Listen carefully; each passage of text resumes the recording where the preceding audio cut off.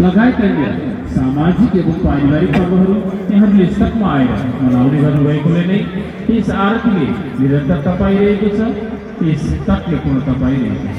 यहाँहरूको यस्तै सहयोग, सद्भाव, भक्ति, प्रेम रहिरहेको खण्डमा यस कार्यक्रमले अनन्तकालसम्म सकमा निरन्तरता पाउने विश्वास रहेको छ।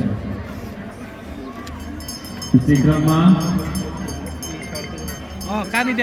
गायत्री राजवंशी, कुमाल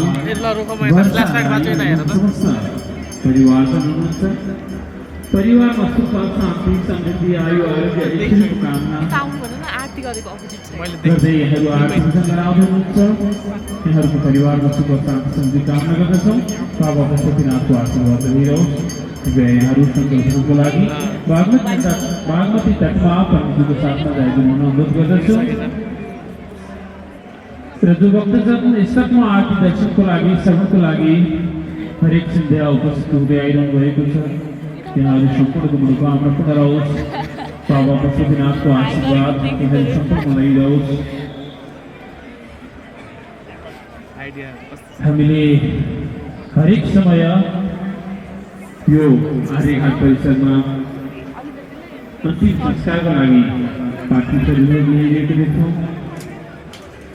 आज यस धराधामलाई त्याग्नुभएका सम्पूर्ण मुक्त आत्माहरूको परमुक्तिको कामना गर्दछौँ। शोकाकुल परिवारजनमा यस दुःखलाई सहन गर्न सक्ने शक्ति बाबा पशुपतिनाथले प्रदान गर्नु कामना गर्दै आजका पूजनका पवित्रमा यहाँहरू सङ्कल्पहरूको लागि बागमती तटमा प्रस्थान गरिसक्नु भएको छ। यहाँहरूको आगमन पश्चात विधिवत रूपमा आरती शुभारम्भ गर्नेछौँ। साथै यो भिडभाडमा यहाँका मोबाइल, पर्स लगायत बहुमूल्य सामानहरू खस्न सक्छ, चोरी हुन सक्छ। कृपया आफ्नो सामानको सुरक्षा यहाँहरू सुनिश्चित गर्न अनुरोध गर्दछु।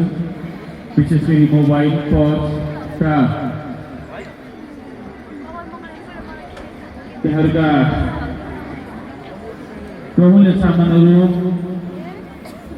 नागरिकता, पासपोर्ट लगायत आफ्ना सामानहरू यहाँले जसले बोक्नु भएको छ, कृपया आफ्नो सामान सुरक्षित राख्नुहोला। यो स्थानमा बारम्बार खसेको हामीले भेटेका छौँ। कति हामीले इन्फर्म गर्दाखेरि यहाँहरू आइपुग्नुहुन्छ र यहाँलाई हामीले हस्तान्तरण गर्छौँ, कति यही हुँदै गर्दछ। कृपया आफ्ना सामानको सुरक्षा यहाँहरूले सुनिश्चित गर्नुमा